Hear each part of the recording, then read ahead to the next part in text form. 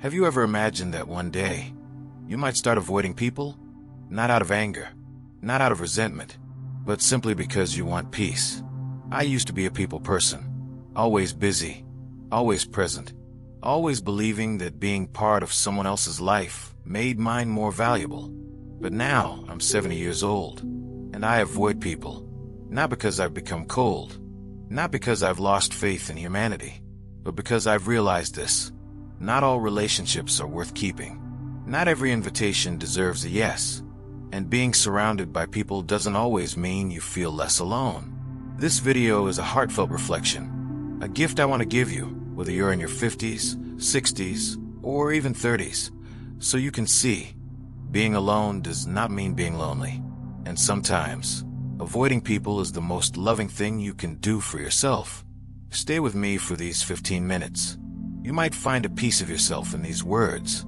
And who knows, maybe you'll begin to live a little differently, softer, deeper, more intentionally. 1. When time becomes precious. In youth, we carry the illusion that time is infinite. I used to waste it without hesitation.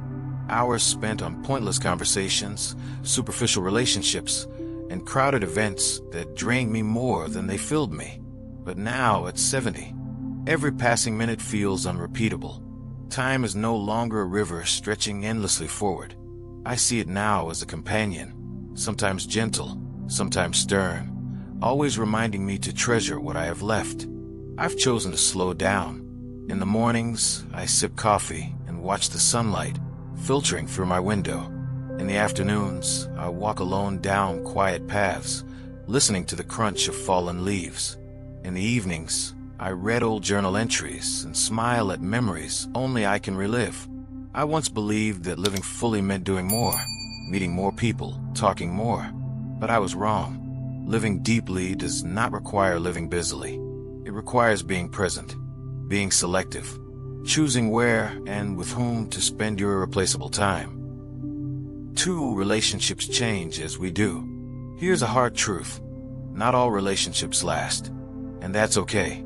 Friends from decades past are now strangers. Relatives, once close, now walk a different path.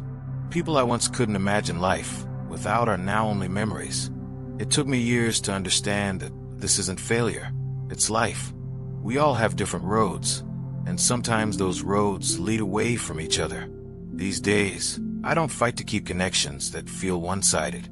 I don't chase people. I don't beg for presents.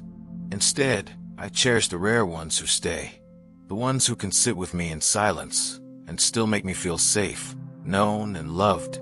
I don't need a crowd. I need the right people. 3. Trust becomes fragile. I used to trust easily. A handshake, a promise, a kind word. I took them all at face value. But after years of betrayal, manipulation, and disappointment, I've learned that trust is not something to give lightly. Now I'm slower to open up. I observe more. I question more. I extend trust carefully, gradually.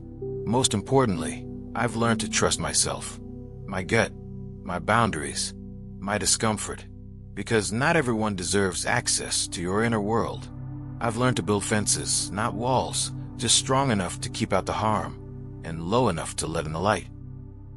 4. The world feels different now. I grew up in a world of slower rhythms and deeper bonds. Neighbors were like extended family.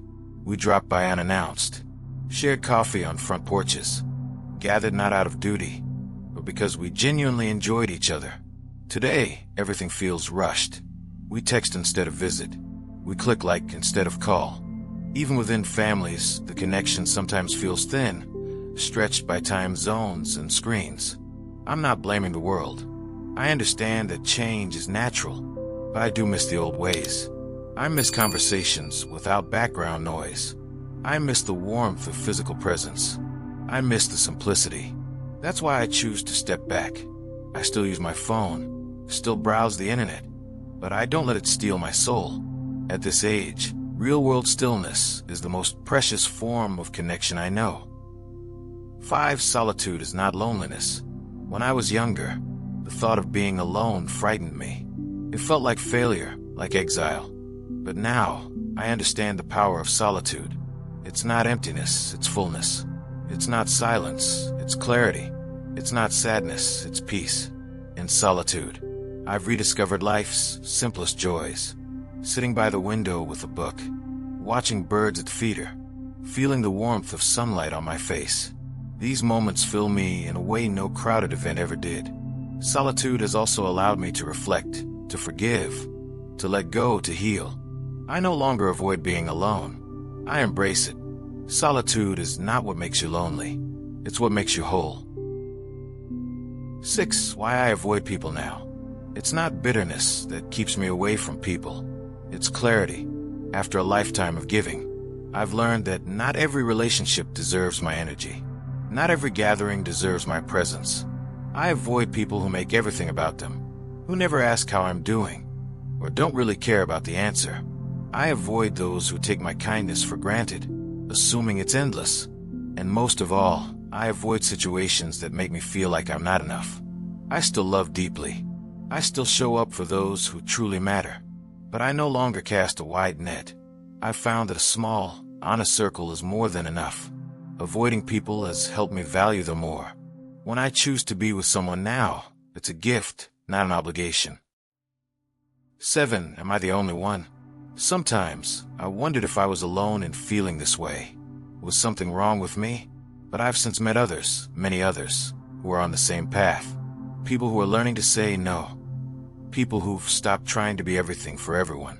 People who are choosing peace over performance. If you're in your 50s, 60s, or 70s, maybe you're feeling it too. The urge to retreat. The longing for simplicity. The need to protect your peace. It doesn't make you selfish. It makes you wise. This season of life is not about isolation. It's about shedding what no longer fits. And that's not a loss. It's a gain. At 70, I've stopped apologizing for choosing solitude. I don't feel guilty for protecting my energy. I don't feel ashamed for walking away from relationships that no longer nourish me. Because now I know peace is the real prize. Fewer people, fewer plans, deeper meaning, more clarity. If you resonated with any part of this message, leave a comment below. I'm choosing peace. You're not alone in this. And whatever your age, know this. You have the right to choose what feels right for your soul. If this video brought you comfort, please take a second to like this video, subscribe to the channel, and share it with someone who may need to hear it today. Also, hit the notification bell so you won't miss future reflections like this one. Thank you for listening. Thank you for being here. And above all, thank you for choosing to live life on your terms.